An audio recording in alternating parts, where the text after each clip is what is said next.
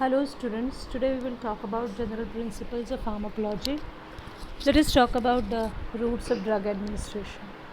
There are two main routes of administration of drugs, enteral and parenteral. So enteral route includes the oral route, that is by mouth, nasal, sublingual, vaginal and rectal route. Oral route is the natural route of administration. The drug can be in the form of tablets, capsules, powders and mixtures can be administered. The advantages of this route: it is the most convenient route and the patient can take the medicine himself. There is no pain. The route is very economical and convenient. The disadvantages is the effect of the drug taken by oral route is delayed. It is not emergency route.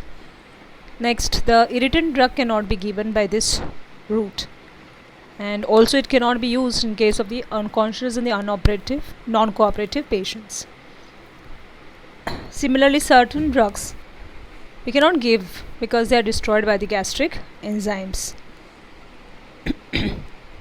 So the patient and also the patient has difficulty in swallowing should be given medicine in the form of liquid as suspension and mixtures.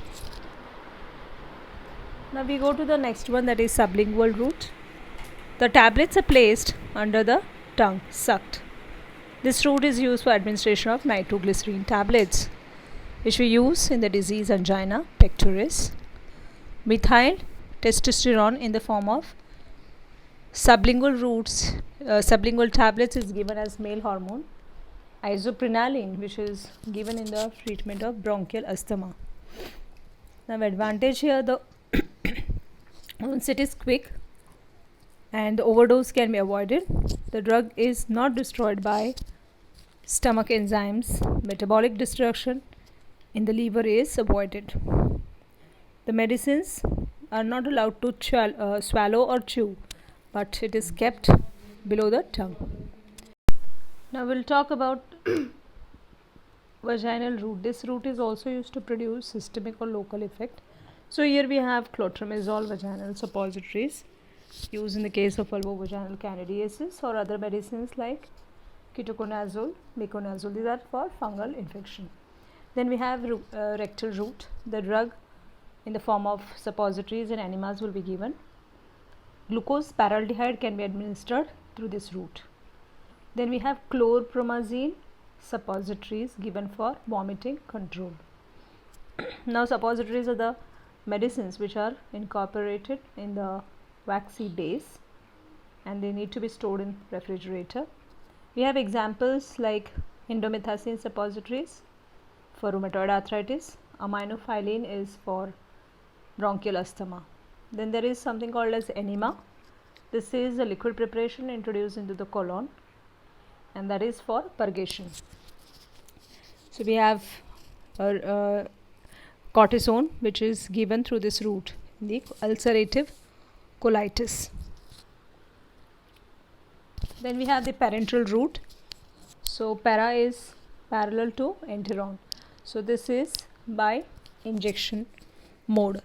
Now parenteral route, we have different types of injections: subcutaneous, intradermal, intramuscular, intravenous, intraperitoneal and intramedullary. Let us talk about each of these. Subcutaneous injection is made by inserting the hypodermic needle through the layers of the skin into the areolar tissue. Then next, if you go a little deeper, that is intradermal. So here the drug will be introduced into the deeper upper layer of the skin. So for example, we have penicillin, BCG vaccine, smallpox, etc. will be given intradermally.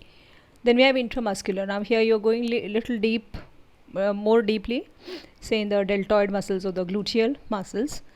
So the injected medicine reaches the blood circulation and produces the effect. Say the action is quicker than the oral route, of course, and total maximum 10 ml volume of the drug can be given. Then we have intravenous. Here the drug is administered directly into the venous blood with the help of needle and a syringe. We have then intrathecal.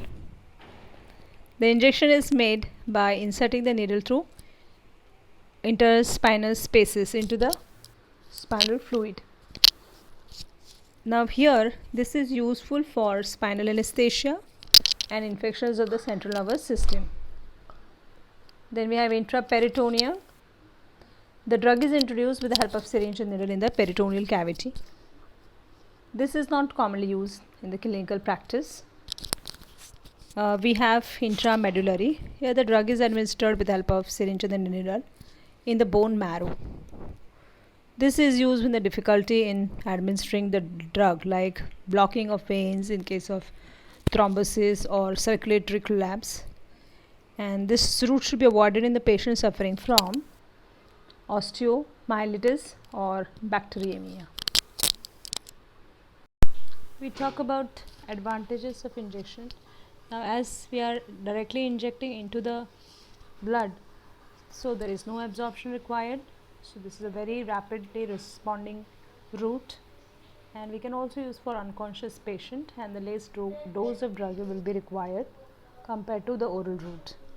But the disadvantage is there is a pain when you are inserting the needle, and this can be used only by trained people like doctors, pharmacists and nurses, which require the presence of skilled personnel for the administration of the drug. Now we have the local use medicines. The drugs, so the medicines used to produce a local or systemic effects, like we have ointments, lotions, pest tinctures, dusting powders.